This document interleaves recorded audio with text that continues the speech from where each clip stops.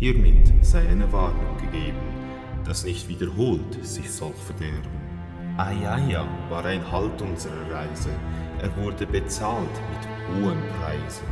Wir begannen zu suchen roten Wein, da lud uns die Halbgöttin Kirke ein. Sie gab uns Trinken, lud uns zu Tische, auf dass uns das Getränk neu erfrische. Schon als ich den Becher in die Hand nahm, ein erster Unwohlgedanke mir kam. Sie könnte uns etwas Giftiges geben, doch gleich erschien mir das zu verwehren. Ich konnt's mir nicht länger verwehren und begann durstig den Becher zu leeren. Darauf streifte uns die Göttin das Haar und höre, was darauf passiert war.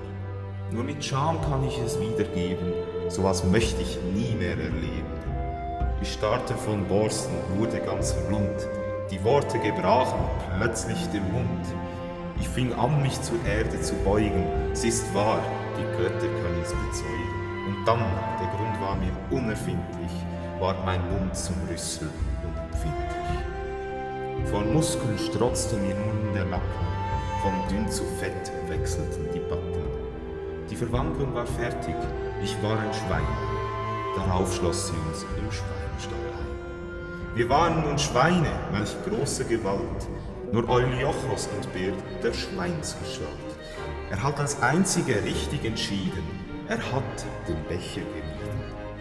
Hätte er sich damals falsch entschieden, wir alle wären Schweine geblieben. Dieser nun holte Odysseus im Nu, und Odysseus trat als Brecher hinzu.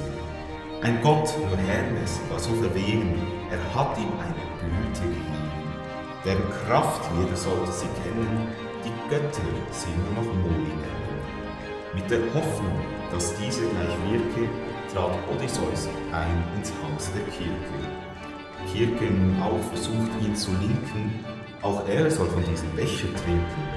Doch als sie ihn streichen wollt mit der Rute, da kommt ihm ein spitziges Schwert zugute.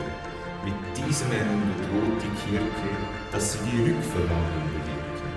Sie besprengt uns mit Saft von seltenem Kraut und schlägt uns sanft mit Rut auf das Haut.